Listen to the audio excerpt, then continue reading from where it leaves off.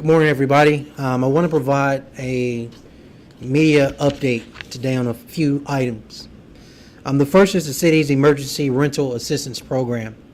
This program is well underway, and I do want to take the time to acknowledge, some additional information. One, if you are a citizen of the city of Birmingham and you are struggling with meeting and making your rent payment and or your utilities, we want to encourage you to apply for this program.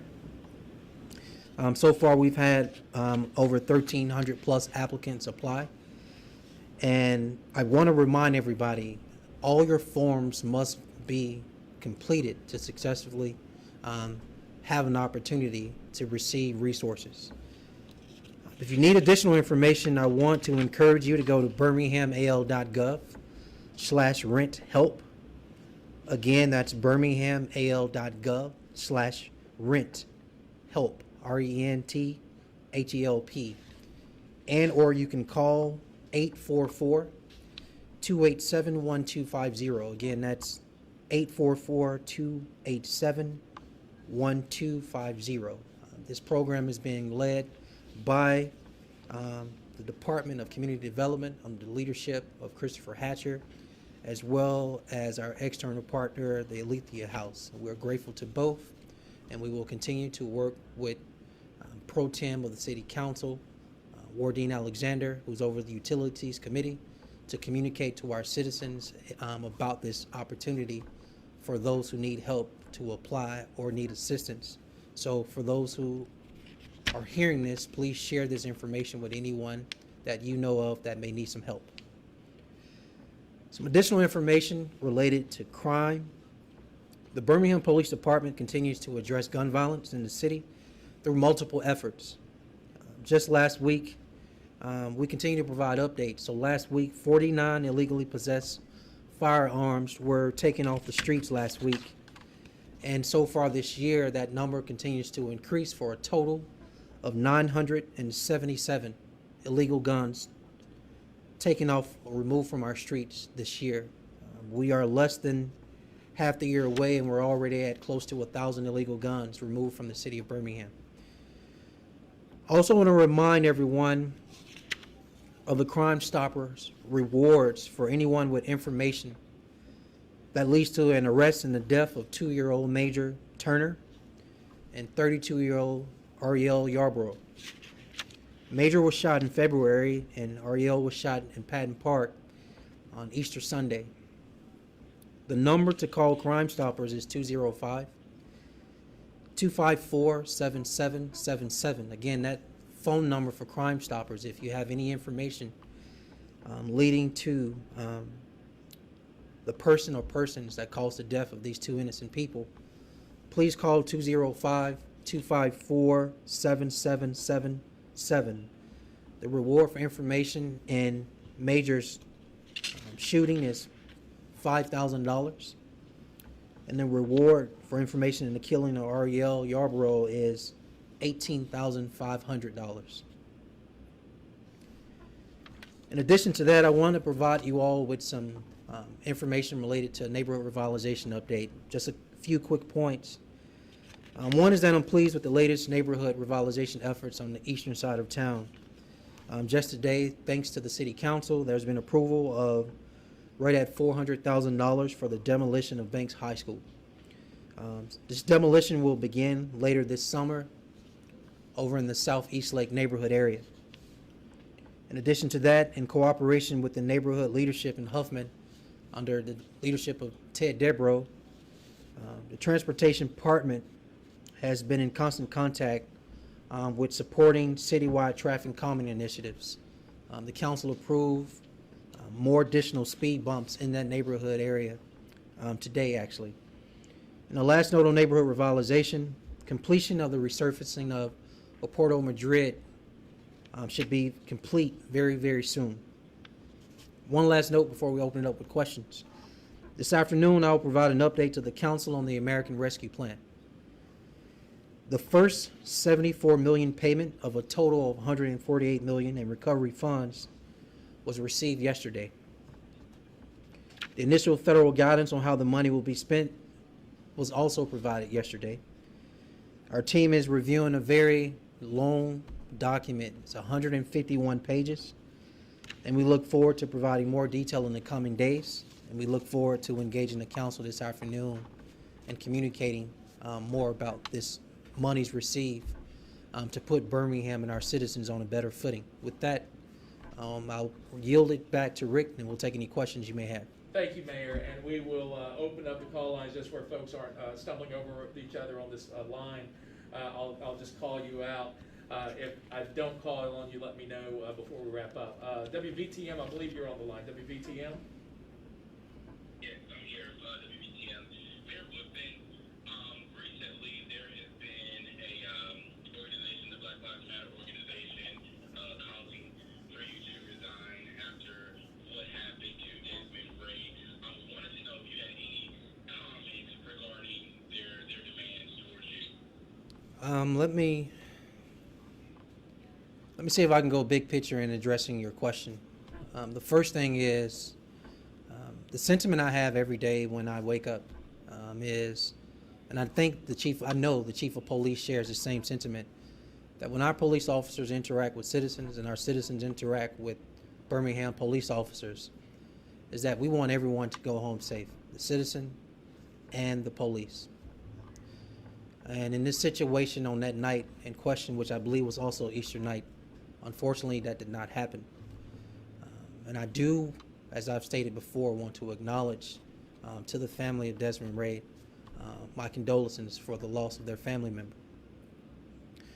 But I also want to state that there are real issues in America right now, and these issues have persisted for quite some time, where unarmed black men have been shot by white officers. I want to make myself very clear, this is not one of those instances, and this is not the case. I look forward to the state, the Alabama Bureau of Investigation, completing their investigation and turning over their findings to the district attorney's office, as well as City of Birmingham being provided the opportunity to see what's in that report, as well as this family getting the detail of what happened that night. But I also want to make this point very clear. I will not be resigning. Rick? Thank you, Mayor. Erica Wright with Birmingham Times. Good morning, Erica. Do you have a question? Okay, thank you. WIAT, CBS 42, WIAT, do you have a question?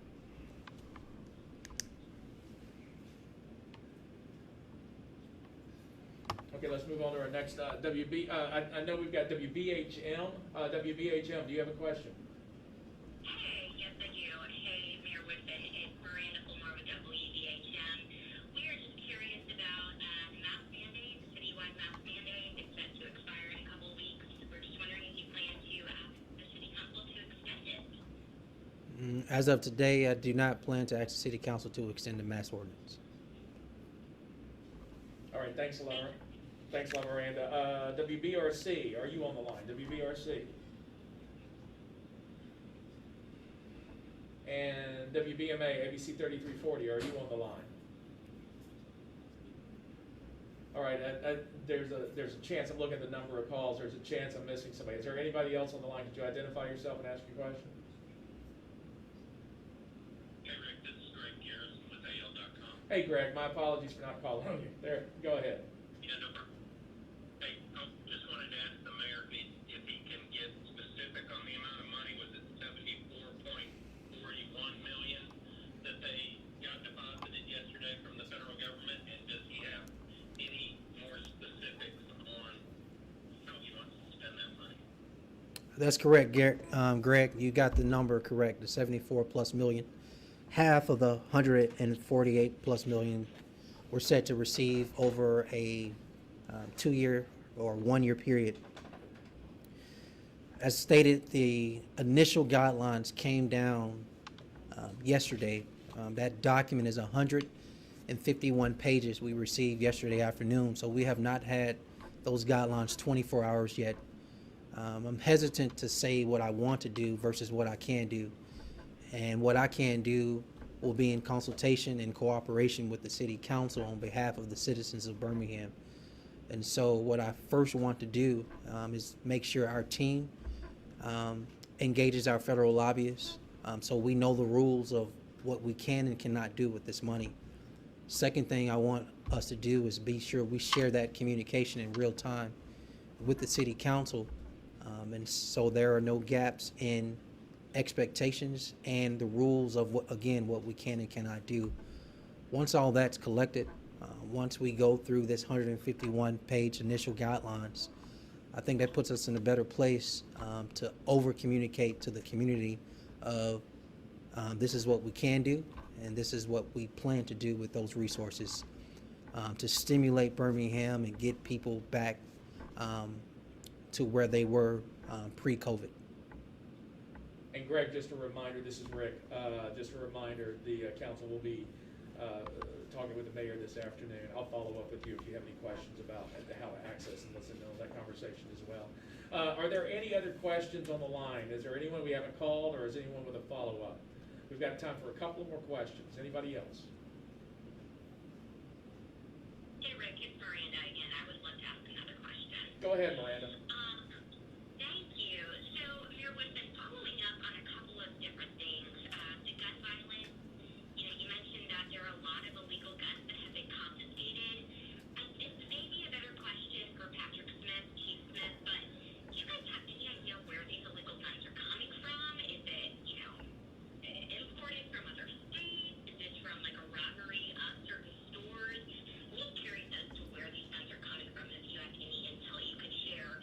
And then also, if you could talk a little bit more about the snitching culture. I know that you said that that's been a major concern and why you guys haven't been able to close some of the homicide cases. Has that changed at all? Are you seeing a change at all? And if not, what's being done about it? Thank you, Miranda, for those two questions. Let's see if I can take, I guess, your first question first. I may have to ask you to repeat your second question to make sure I answer both of them. Your first question related to where the gun's coming from. Unfortunately, we believe it's coming from multiple ways. One of the ways these guns have gotten into the hands of people who are committing crime is that they're actually breaking into cars first. What we find a lot of times is, unfortunately, some people leave their vehicles unlocked. Others, even if they are locked, people are leaving their legal purchase handgun in their vehicle. I want to take this time to do a PSA and encourage you, if you are a person exercising your Second Amendment rights, and you have your gun, you have it legally, you have your pistol permit, that's all great, but we want to encourage you, when you go home at night, or when you go home at night, we want to encourage you, or in the daytime, take your gun, remove your gun from your vehicle, because a lot of these guns are actually stolen from law-abiding citizens. I would also say that we all know Birmingham is a major corridor through the entire Southeast, by train, by vehicle, by interstate, etc. And so from a trafficking standpoint, we definitely know that's another way guns are easily brought into our city. And then just the way guns are readily available, unfortunately, in America. It's not a Birmingham problem, right? This is not isolated to Birmingham. Guns are just too easy to purchase, even those that are not, legally registered. So we have to find ways to continue to take them off the street. I actually had an opportunity to speak with the U.S. Attorney this morning. We have to continue to partner with, ATF to make sure we're doing everything we can, every tool available we have in our toolbox to address not only gun violence, but how guns are being brought into our community and how do we decrease that. Your second question, I believe, was the no snitching culture. The very truth is that continues to be a very uphill battle, and fighting against a no snitching culture, again, that is not isolated to the city of Birmingham. That's a problem in America, particularly in our urban cores.